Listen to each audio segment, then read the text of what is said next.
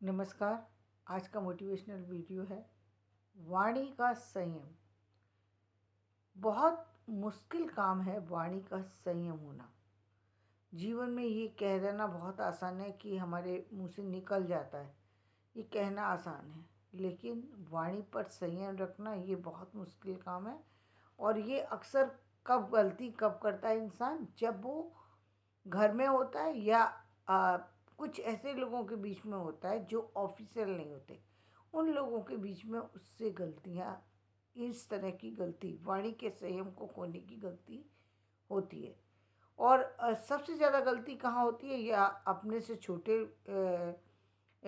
छोटे मतलब ये अपनी संतान के साथ कर सकता है, अपने से छोटे लोगों के साथ कर सकता है, भाई बहन हुए या और कोई हुए उनके साथ, या फिर सर्वेंट के साथ। वो वाणी पर संयम खो देता है। क्यों? क्योंकि उसको लगता है कि ये लोग सब उससे छोटे हैं, इसलिए वो अपनी वाणी का जो है वो इस्तेमाल यहाँ पर खुल करके कर सकता है। और इस जो गलती का खामियाजा क्या होता है कि बड़े बड़े बने बनाए परिवार ख़त्म हो जाते हैं, बने बनाए रिश्ते ख़त्म हो जाते हैं, अपने पराये हो जाते हैं, सब कुछ ख़त्म हो जाता है, सब कुछ ख़त्म हो जाता है। क्योंकि असली लड़ाई वहाँ नहीं थी ऑफिस में। ऑफिस में यदि होने को कुछ है तो क्या होगा, ज़्यादा से ज़्यादा जॉब चली जाएगी, इससे ज़्यादा कुछ नहीं हो सकता। लेकिन आश्चर्य की बात और समझ की बात ये और देखने की बात ये है कि सिर्फ ऑफिस को ही बाद में बचा के रखता है, बाकी सब जगह वो इतना खुल कर के व्यवहार करता है, इतना खुल कर के व्यवहार करता है कि वहाँ पर वाणी का संयम पूरी तरह ख़त्म होता है।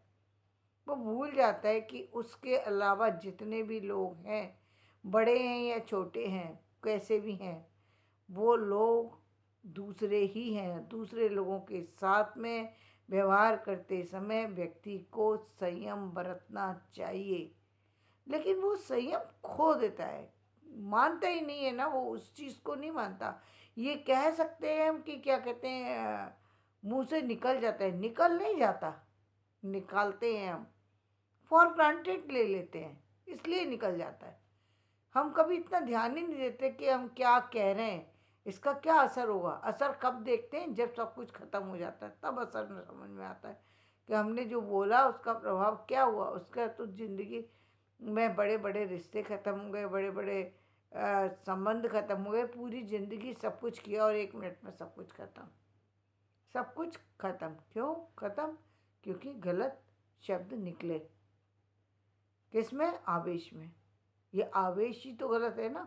आवेश वाणी के माध्यम से ही निकलता है पहले, बाद में जो उससे भी जब आदमी नीचे गिर जाता है, वाणी से भी नीचे गिर जाता है, तब उसके हाथ पैर चलते हैं, लेकिन पहले तो उसके वाणी ही चलती है। जहाँ पर जाकर के उसकी सतर्कता ख़त्म हो जाती है, पहले वो वाणी से ही अपशब्द बोलता है, घाव वो वाणी से ही देता है। बहुत कम लोग होते हैं जो कही हुई बात को बुला देते हैं, बहुत ज़्यादा लोग होते हैं संसार में, बल्कि मैं कहूँगी ज़्यादा से ज़्यादा लोग वही हैं जो कि आपकी कही हुई बात को जीवन भर गांठ लगा करके रखेंगे, और कई बार तो जीवन तक नहीं, जन्म मरने के बाद भी वो साथ ले जाते हैं। और वो गांठ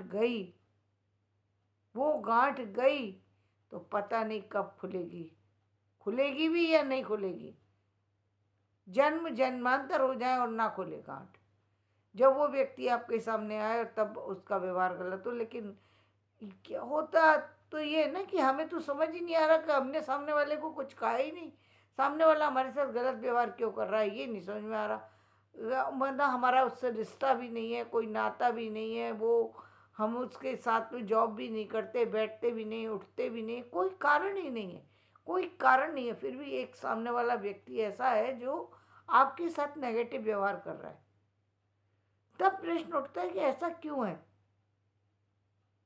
क्या मालूम कि ये बात उसको भी नहीं मालूम है कि ये ऐसा क्यों है, लेकिन होता है कि आपको देखा और उसको बिना किसी बात के गुस्सा आ जाए, बिना बात ही वो कुछ कहने लगे, बिना वजह आपसे रंजिश रखने लगे, कोई मतलब ही नहीं, उसको ये भी नहीं मालूम आप कहाँ काम करते हैं, कौन किसके बेटे हैं, किसकी बेटी है, कुछ नहीं, लेकिन बस उसको आपको देख के अच्छा नहीं लगता। बहुत सारे लोगों को आपने ये कहते हुए सुना होगा कि हम फला व्यक्ति का चेहरा देखते हैं और हमारा दिन खराब चला जाता है, फला को देखते हैं हम, ये हो जाता है, वो हो जाता है।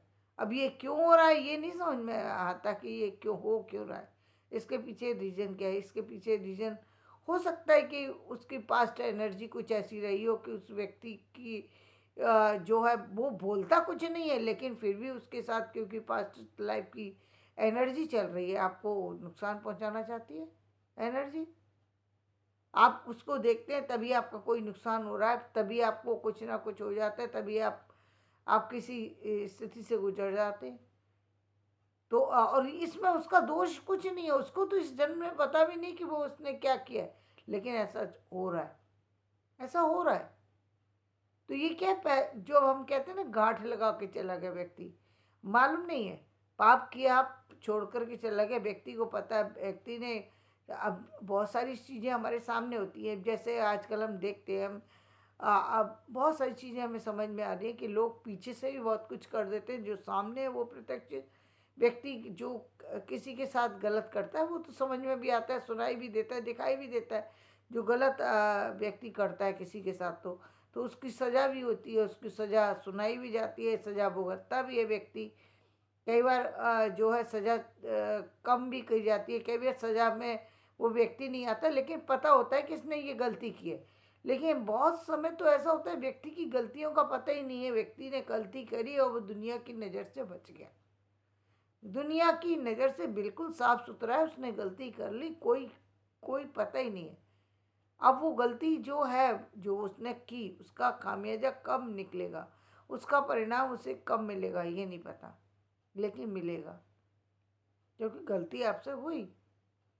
आपने किसी के दिल को ठेस पहुंचाई, किसी को बुरा बोला, किसी को से बुरे शब्द कहे, तो जो मैं कहती हूँ बार बार, ब्रह्मांड में आपकी आवाज़ गूंजती है, अच्छी और बुरी। आप जाने अनजाने में, अकेले में ही सही, कई बार अपने दुश्मनों को गाली देते, गलत कहते हैं। अब वो गलत कहा आपने, क्या कहा, वो एनर्जी जब कहते हैं ना कि पता नहीं आज क्या हो रहा है, काम ही नहीं बन रहा हमारा। कई बार अब व्यक्ति ने सामने नहीं कह रहा है, सामने तो उसने कुछ भी नहीं कहा आपसे, कई बार कह भी नहीं रहा होता, कह भी नहीं रहा होता व्यक्ति, और परेशान होकर के रो रहा होता है, सुबक रहा होता है कि फला व्यक्ति के कारण ये हर्ट हुआ वो व्यक्ति, और उसकी एनर्जी वहाँ पहुँच रही है, और उसको जिस व्यक्ति के कारण से उसको दुख पहुँचा है उस व्यक्ति को निश्चित रूप से परेशानी होती है, उठानी पड़ती है, और बहुत ज़्यादा उठानी पड़ती है, जो यदि किसी के आंसू गिर गए तो, क्योंकि आंसुओं की कीमत बहुत ज़्यादा होती है, क्योंकि किसी के आंसू की कीमत कम नहीं आंकना चाहिए। आंसू, बल्कि कमज़ोर के आंसू तो बहुत ज़्यादा भारी पड़ जाते हैं व्यक्ति को। बेशक वो व्यक्ति अपने आप को बहुत महान बनने की कोशिश करे कुछ भी, लेकिन वो आंसू बहुत भारी होते हैं जब हम किसी को कोई दुखी और हमने उसको दुखी कर दिया, फिर तो वो और भी अधिक भारी हो जाते हैं। बहुत बार हमें पता ही नहीं होता सामने वाला किस टेंशन में जी रहा है, सामने वाला, क्योंकि संसार के अंदर बहुत सारी चीज़ें ऐसी हैं जो छुपी हुई हैं पर्दे में। व्यक्ति सामने बहुत बार बहुत अंदर व्यक्ति की समस्याएं चल रही हैं, बाहर निकलता है तो बहुत हंसता हुआ निकल रहा है व्यक्ति, समझ में नहीं आया सामने वाले के साथ में क्या हुआ, लेकिन परेशानी है, उसके जीवन में चल रही है परेशानी, वो नहीं बता सकता कि आपको क्या परेशानी है। लेकिन और आज तो बहुत सारे ऐसे लोग ऐसे हैं जो बहुत सारी समस्या, आज तो लोगों ने खरीदी हुई समस्या पाल रखी है। खरीदी हुई समस्या में इसलिए कह रही, एक समय था जब आपको परेशानी होती थी, घर में कोई टेंशन होती थी, तब आप और बहुत समस्या आ गई आपको, तब आप किसी से पैसे उधार लेते थे, अपना जीवन चलाया करते थे, और उसमें ही भी व्यक्ति बिक जाता था, उसका वो उधार चुकता नहीं था, उधार नहीं चुकता था, उसका ख़त्म नहीं होता था। और आज तो लोगों ने फॉर ग्रांटेड ले लिया इस चीज़ को, कभी कम घर बनाने के लिए, कभी लग्जरी लाइफ को जीने के लिए, कभी अपने शौक़ पूरे करने के लिए, कभी किसी और चीज़ के लिए, मतलब लोन लेना या कुछ और लेना, ये एक तरीके से उधारी तो है ना, जो कि बिना वजह आदमी चढ़ा रहा है अपने ऊपर, बिना वजह, और उसको पता भी नहीं है कि मैंने किस दिन लिया है। जैसे जैसे हम कहते हैं अब कि कुछ खास दिन होते हैं जिस दिन आपने यदि किसी से उधार लिया तो वो सालों साल चलेगा, उधार उतरेगा नहीं, कई बार कहते हैं ना हम, जब जब जब हमें सुनने में आता है कि फला व्यक्ति तो उतारता ही नहीं है।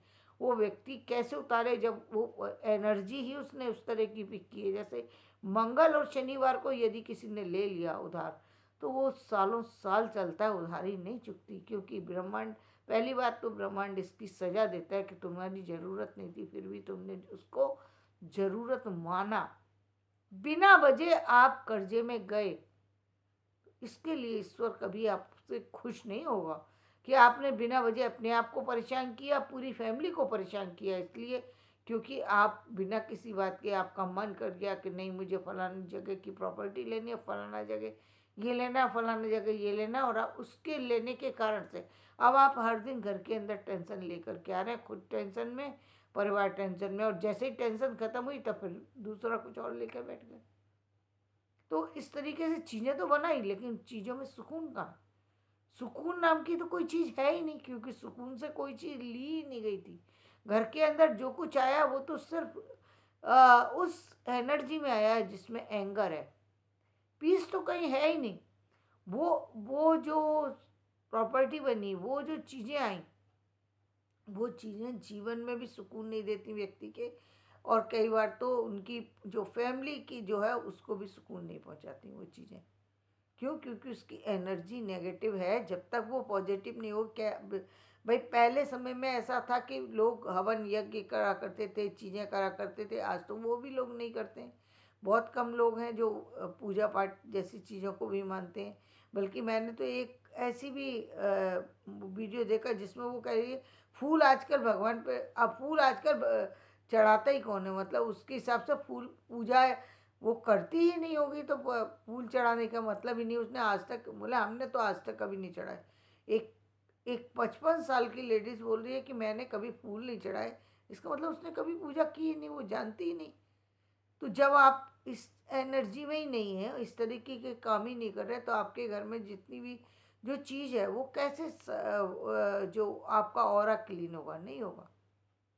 वहाँ तो टेंशन रहेगी, चाहे वो टेंशन बाहर ना आए। जैसे हम कहते हैं ना, दीपक के ऊपर यदि हमने चिमनी लगा दी तो चिमनी से धुआं जो है वो बाहर नहीं जा रहा, वो सीधा ऊपर निकल जा रहा है, दिख नहीं रहा धुआं, लेकिन धुआं तो है, चिमनी के अंदर धुआं है, जो लौ जल रही है उसमें से धुआं निकल रहा है। ठीक इसी तरीके से घरों की स्थिति है आजकल, जो धुआं हमें बाहर दिखाई नहीं दे रहा। सब एक लग्जरी लाइफ को जी रहे हैं लोगों के दिखावे के लिए, उस